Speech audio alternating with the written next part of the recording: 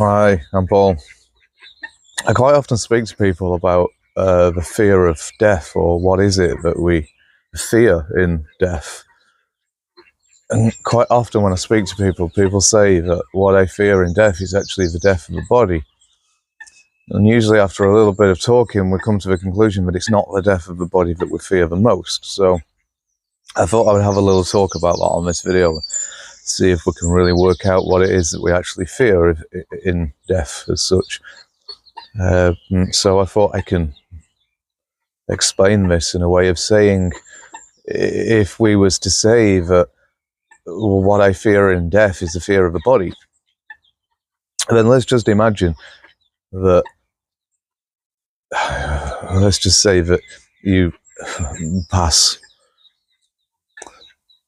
You see, if it was the fear of the body that you fear losing, well, in the passing, the body still exists for, a little while. So we could say the body hasn't ended. So that's all good. With no fear. But I'm pretty sure you're going to say, well, yeah, no, there is still a fear there because the body's not moving. There's no flow of blood, or the heart stopped. So then fine, we can hook you up to a machine and we can leave this pumping the blood around your body. Even though the brain may be dead and unable to be brought to life, the blood can flow around the body permanently for 10 years, 100 years. No, I get the feeling you're still going to say, no, that's not quite the fear that I fear in death. So that's fine.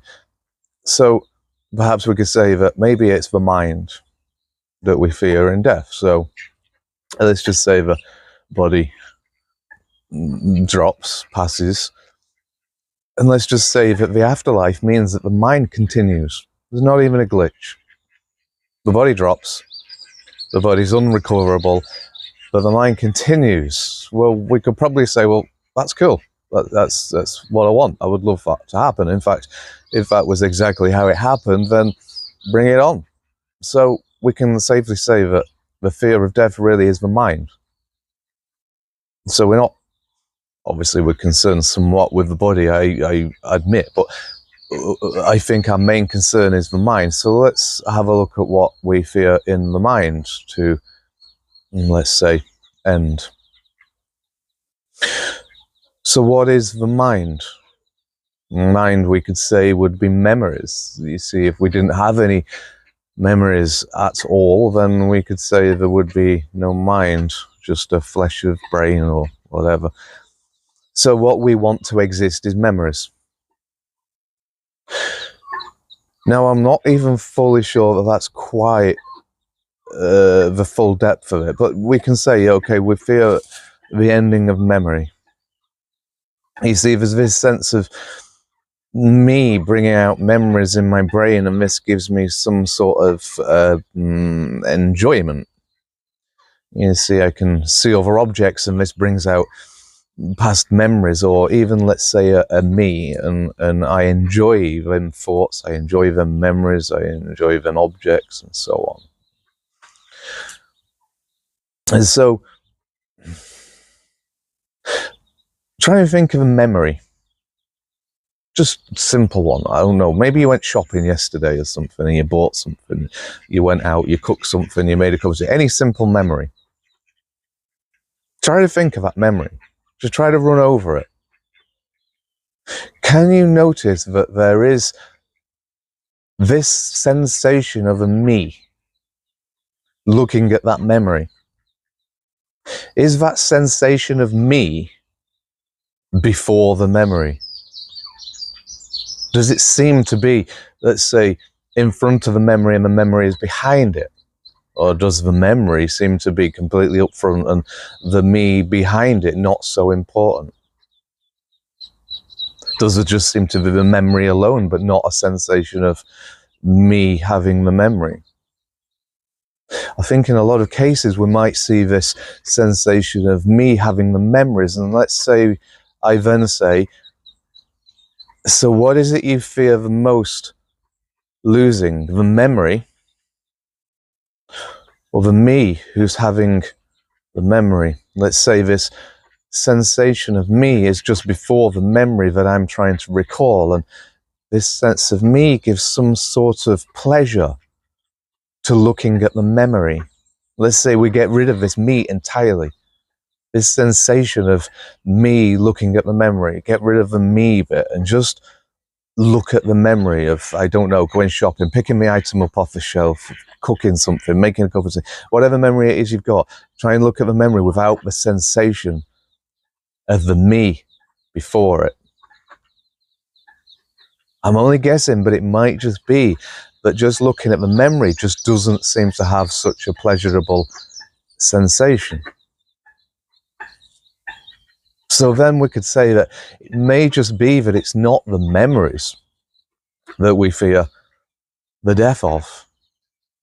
Perhaps it's the sensation that we have of this me looking at the memories that makes me feel that there's life here, and therefore the fear of passing would be the fear of losing this sensation of the me.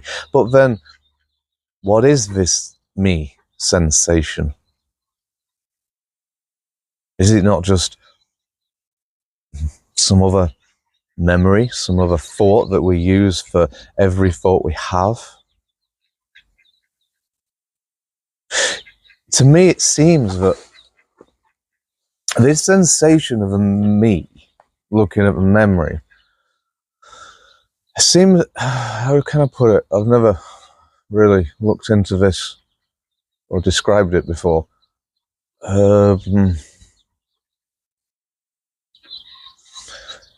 Let's call it, this me is a hum. There's this hum which is the hum of the entire me. Perhaps it's the selected bits that I've chose to feel the way that I am, or maybe it's not just the bits which I've selected, but the bits have been put onto me. We could say the programming or so on with the parents or whatever. But all these selected bits, I've described this before, I think, as the ego. There is only one ego. But my ego would be my selective bits of the one ego, which the one ego would be words, anything made of thought, society, so on. But this private collection that I've made of me would be this sensation of me having thoughts. It seems that this sensation is like a hum. It's a hum of the entire me. And this, I'm going to call it like a gentle hum, but I don't want to make it sound harmonious. It's kind of like a gentle hum of the entire me. Let's say when you feel ill,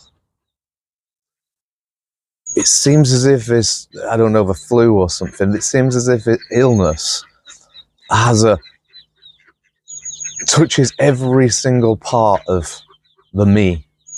Every part of the body, every cell, every bit of my thought patterns, my emotions, my moods, my energy.